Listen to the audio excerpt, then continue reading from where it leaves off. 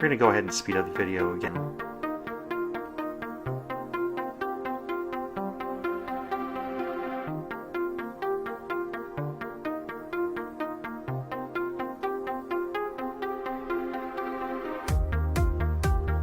For those of you taking examinations, sometimes you're not allowed to close the typodont together to check occlusion. I think I would suggest that this technique would be very helpful for those situations. I'm using the 878K to break through the proximal right now, but you could use an 859-010, a needle-shaped burr, to break through as well, or other burrs that are pretty narrow.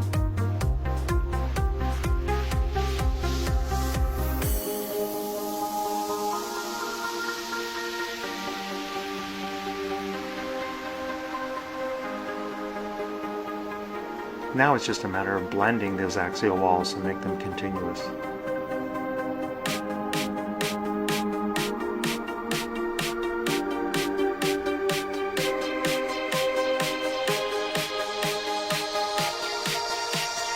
You want to hold the handpiece so that it's following the long axis of the preparation.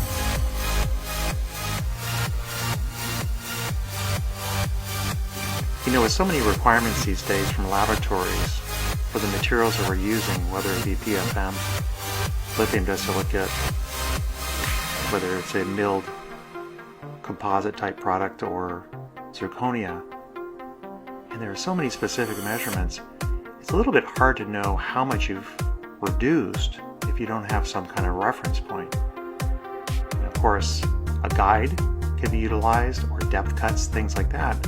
This is kind of an inverse depth cut, isn't it?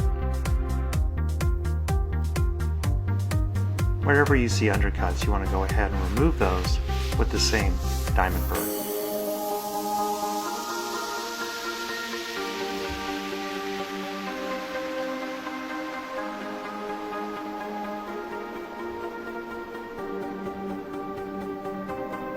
If you're a dental student, most schools are going to ask you to have your finish line somewhere between 0.5 and 1 millimeter adjacent to the gingiva. You can easily see where you under-reduce by looking at the tenon with respect to the prepared surfaces.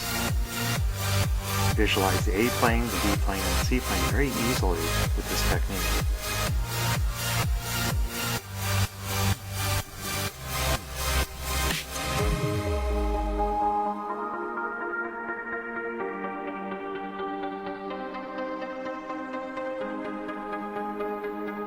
See that little bump there in the middle of the facial? That gives you a really good idea where we need to make some adjustments.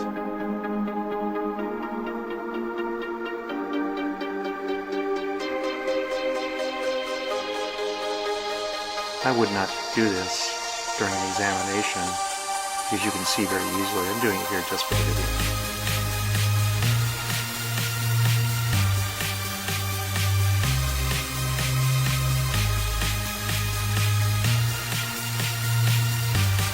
Go ahead and close the typodont together and see what this looks like in occlusion.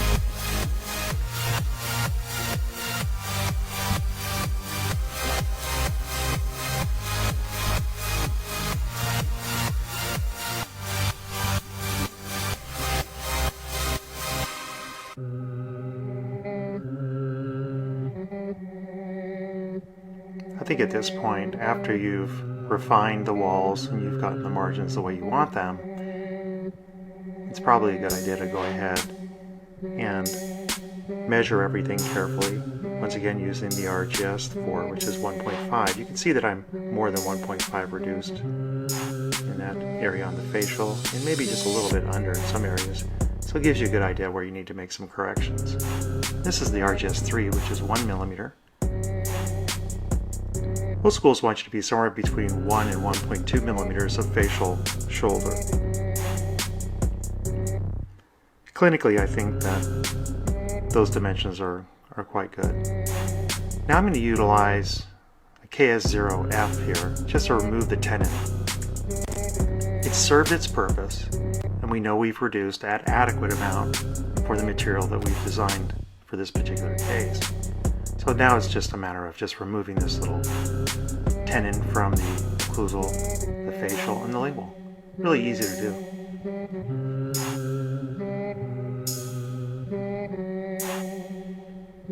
The 8877-009 is a terrific diamond for finessing gold finish lines. It really produces a beautiful chamfer for you. So since I'm removing the tenon on the lingual and I want this to be a chamfer, I'm going to utilize this chamfer burr in this particular area.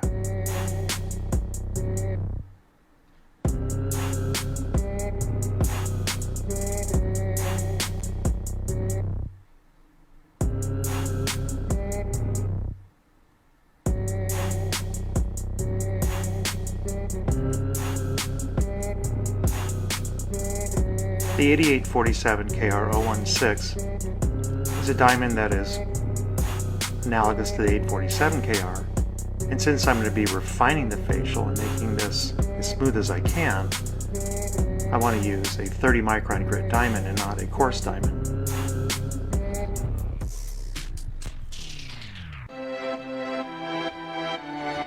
Sometimes you can use the burr obliquely to remove irregularities. It tends to work really well.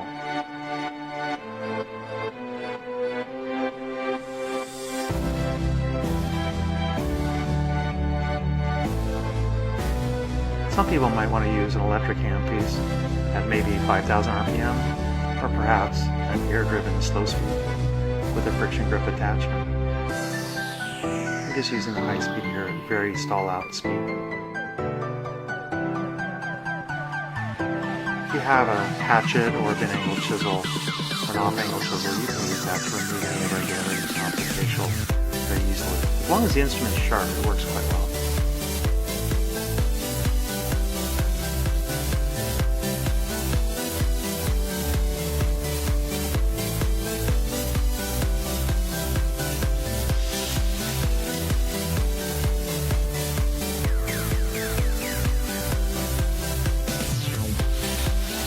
The shoulder should really extend from one line angle on the mesial to another line angle on the distal, or a little bit further beyond that.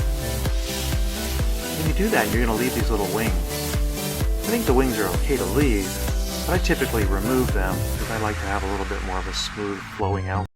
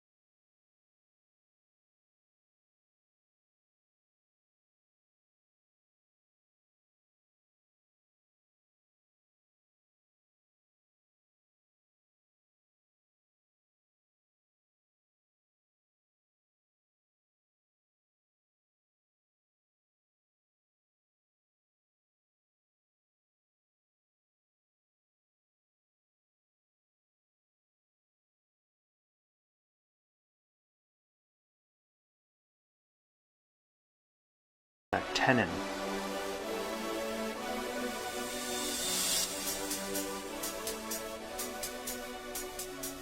Once again, I'm just going to speed up the video a little bit so that you can see the final result.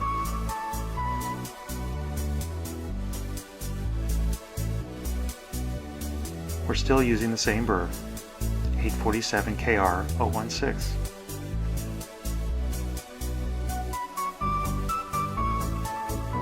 I just use a pencil here to highlight the intersection between the tenon and the prepared surface. You can see how much you've taken away. On the facial, because this is a PFM, I'm going to go ahead and use the exact same diamond that we've been using all along, the 847 KR016. We're going to extend this T-prep technique all the way down to the gingival. Let's go ahead and speed up the video.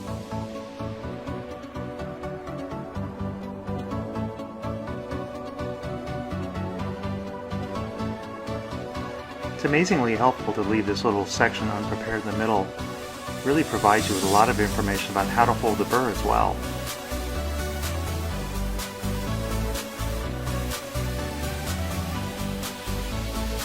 So while we're holding the burr, we're going to be angling it differently as we reduce that facial. More in a vertical manner near the gingival, and a little bit more angled as we go up towards the occlusal.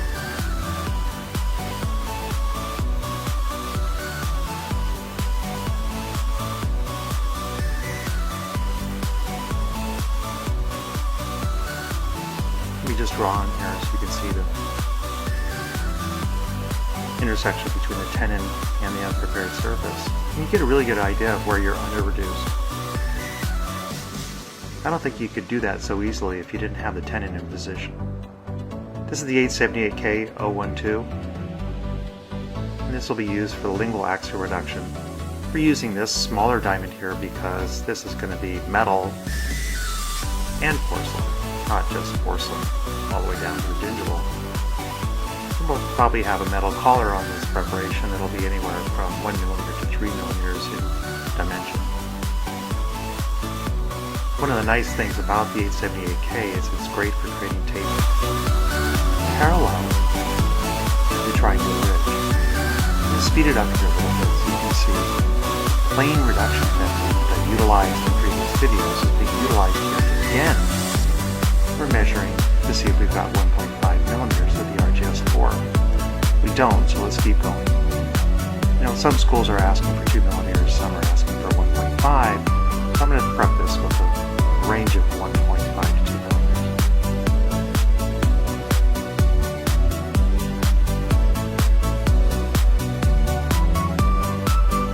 So this is the T-prep variation. What we're going to do with this variation is we're going to leave this little portion in the middle, and this is going to serve to remind us on how much reduction we actually made during the preparation.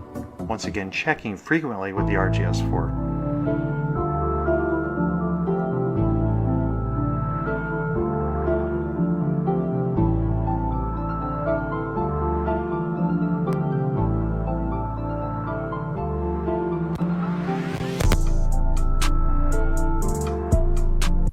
We'll now start with the functional cusp bevel, or the A-plane.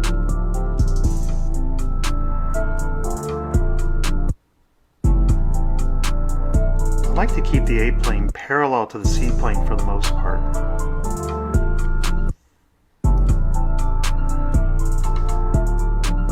And of course, speeding it up here so you can see the final result.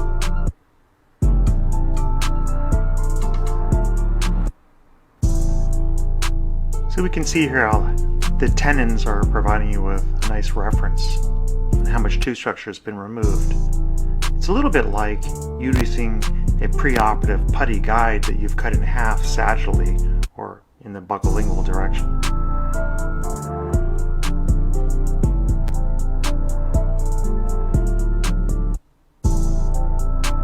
And I've utilized this technique clinically, and it's worked out incredibly well. Sometimes it's hard to see how much you've reduced, even when you're using a preoperative guide. But when you're working on the tooth and you're using a portion of the tooth to provide you with this information, it's surprisingly easy to see how much you've taken away.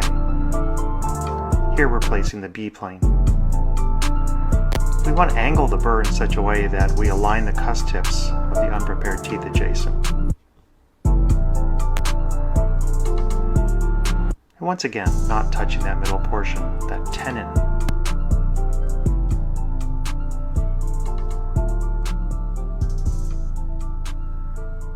And once again, I'm just going to speed up the video a little bit so that you can see the final result.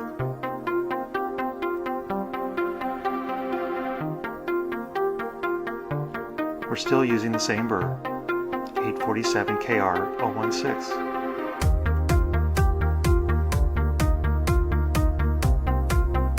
I just use a pencil here to highlight the intersection between the tenon and the prepared surface. You can see how much you've taken away. On the facial, because this is a PFM, I'm going to go ahead and use the exact same diamond that we've been using all along, the 847 KR016. We're going to extend this T-prep technique all the way down to the gingival. Let's go ahead and speed up the video.